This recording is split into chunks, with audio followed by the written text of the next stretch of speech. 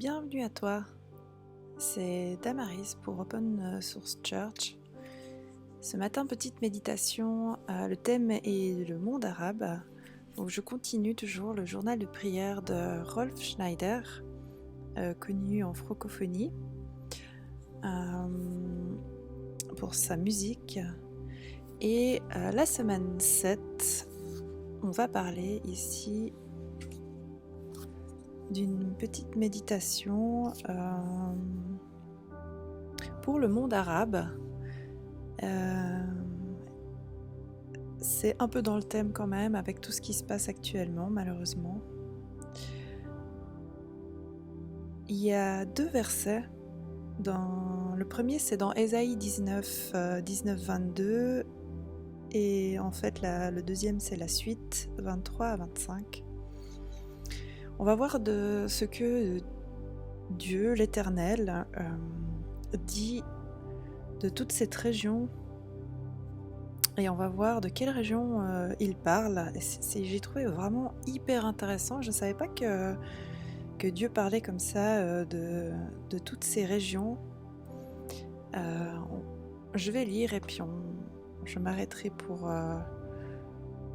dire un peu aussi ce que j'ai trouvé, cherché avec les termes qui sont dits dans ces 2 versets. Donc Ésaïe 19, 19 à 20. En ce même temps, il y aura un autel à l'Éternel au milieu du pays d'Égypte, et sur la frontière un monument à l'Éternel. Ce sera pour l'Éternel des armées un signe et un témoignage dans le pays d'Égypte.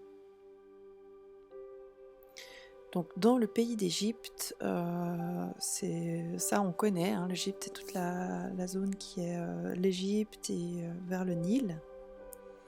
Ils crieront à l'Éternel à cause des oppresseurs, et il leur enverra un sauveur et un défenseur pour les délivrer. Et l'Éternel sera connu des Égyptiens, et les Égyptiens connaîtront l'Éternel en ce jour-là. Donc là, on voit qu'il y a une rencontre, c'est assez intéressant. Ils feront des sacrifices et des offrandes, ils feront des vœux à l'Éternel et les accompliront. Ainsi, l'Éternel frappera les Égyptiens. Alors le terme frapper, on pourrait dire trébucher, parce que frapper c'est bizarre comme terme, mais ouais. Il les fera trébucher, mais il les guérira. Et ils se convertiront, mais c'est aussi un terme un peu très christianisé, on va dire plutôt, il les fera revenir, et ils reviendront à l'Éternel, qui les exaucera et les guérira.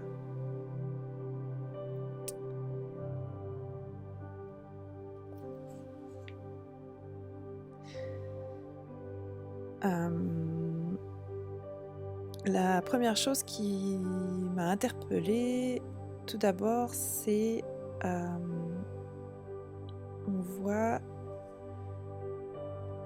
où est-ce que c'était écrit, nanana.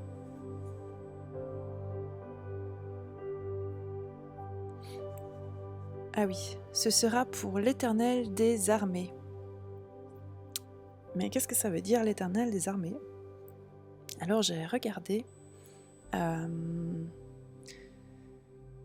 dans mon Strong et ça se traduit par Yehovah Tsaba.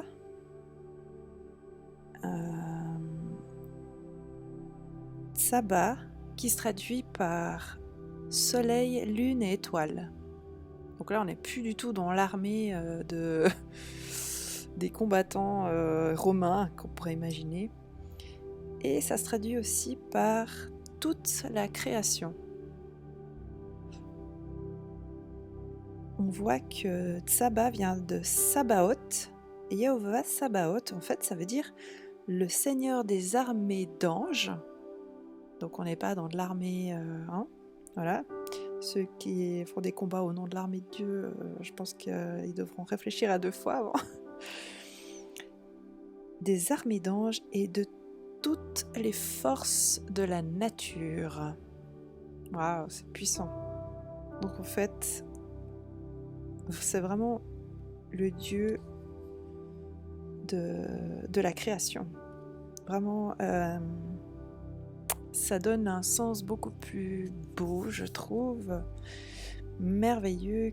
Et ces traductions, franchement, des fois, il faudrait réécrire les textes en français. Bref, no comment. Même qu'il y a 10 000 traductions françaises. On va passer à la suite. Ésaïe 19, 23 à 25. Je ne sais pas ce que vous pensez des fois des traductions, mais c'est pour ça que j'adore regarder les mots, les origines des mots. En ce même temps, il y aura une route d'Égypte en Assyrie. Les Assyriens iront en Égypte et les Égyptiens en Assyrie. Et les Égyptiens, avec les Assyriens, serviront l'Éternel. Alors là, je me suis dit, mais qu'est-ce que c'est que l'Assyrie et les Assyriens? Alors, en fait, les Assyriens, ça comprend les pays qui représentent actuellement l'Irak, la Syrie, bien sûr, s'il y a une dérivée, mais aussi un peu plus en bas, l'Arabie Saoudite. Ça va aller même des fois jusqu'en Turquie, en haut, et plus loin un peu en Iran. Donc c'est vraiment ce grand territoire qui était un peuple qui s'appelait les Assyriens. Donc là, on voit que Dieu parle de ces peuples, la Syrie. En ce même temps, Israël sera le troisième, uni à l'Égypte et à la Syrie. Oh, c'est intéressant. Et ces pays seront l'objet d'une bénédiction. Ah, ça c'est beau. L'Éternel des armées les bénira, on pourra voir. L'Éternel de toute la création, du soleil, de la lune et des étoiles, des anges et de toutes les forces de la nature, les bénira en disant, et c'est là que ça devient hyper intéressant. Premièrement, béni soit l'Égypte, mon peuple. Deuxièmement, béni l'Assyrie, œuvre de mes mains. Et troisièmement, béni Israël, mon héritage. Waouh! Toute cette région de l'Égypte à la Syrie, eh bien, reçoit une bénédiction avec des petites différences. J'avais vraiment envie de regarder, mais qu'est-ce qu'il voulait dire par là? Donc, béni soit l'Égypte, mon peuple.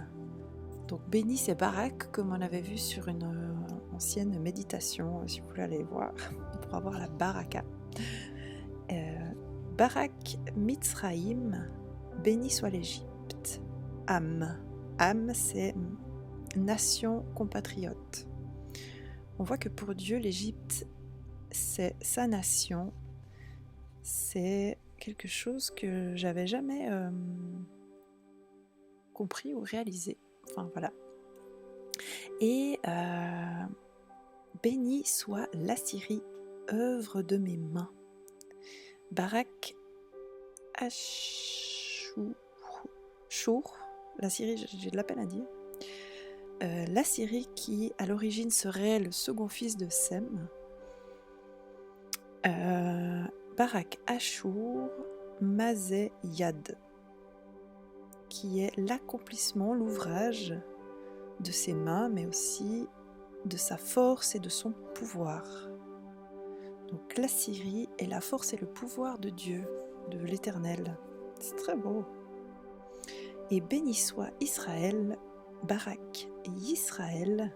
Israël qui à l'origine veut dire lutteur avec Dieu, où Dieu prévaut. Barak Israël, Nashala. Barak, béni soit Israël, mon héritage, c'est héritage, la propriété ou la possession. Israël appartient à Dieu. Donc c'est très beau, je trouve, de voir que chaque nation, en fait, a une histoire personnelle avec l'Éternel de la création. comme tout un chacun de nous, nous avons notre propre histoire, différente, mais selon qui l'on est, en fait. C'est très très beau, je trouve. Sauf qu'on a tendance à se comparer, même entre nations et entre peuples. Et maintenant, j'aimerais revenir à la fin du verset à Ésaïe 19, 22, où on voit que l'Éternel va faire trébucher les Égyptiens, puis les guérir. Ensuite, ils se tourneront vers lui, il va les exaucer et les guérir. Et j'avais envie ce matin t'encourager à méditer sur ce petit passage qui peut se transposer aussi pour chacun d'entre nous. Lorsque nous trébuchons, eh bien l'Éternel nous guérit. Et lorsque nous revenons à lui, eh bien l'Éternel nous apaise et nous guérit encore.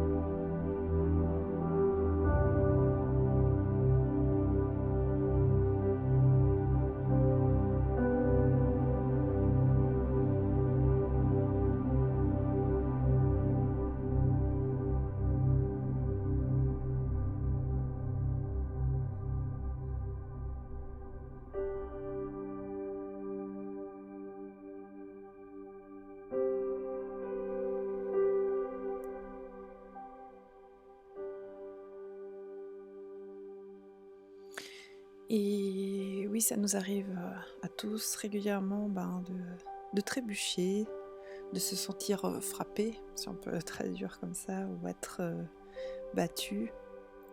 Mais Dieu guérit, Rapha, la guérison, être guéri, assainir, devenir saint, pardonner, réparer, penser. Ce sont tous des mots que l'on peut utiliser pour traduire guérir. Et lorsque nous revenons, lorsque nous retournons auprès de lui, eh bien, il nous exauce. Donc, être apaisé, prier, implorer, se laisser fléchir, pour à nouveau se sentir pardonné, réparé et pensé. Et j'espère que ce matin, tu peux de nouveau revenir auprès de, comment on pourrait dire, du Créateur, du soleil, de la lune et des étoiles, celui qui est le Seigneur de toutes les forces de la nature, des armées d'anges, et que tu puisses faire abstraction de toutes les fausses images que l'on a pu te donner de ce Créateur, et que oui, que tu puisses être guéri, apaiser, réparer, penser et exaucer. Et voilà, je te souhaite une bonne fin de semaine, une bonne fin de journée. Et sois béni. Je te laisse voir le suite de programme pour Open Source Church. Et moi je te dis à la semaine prochaine.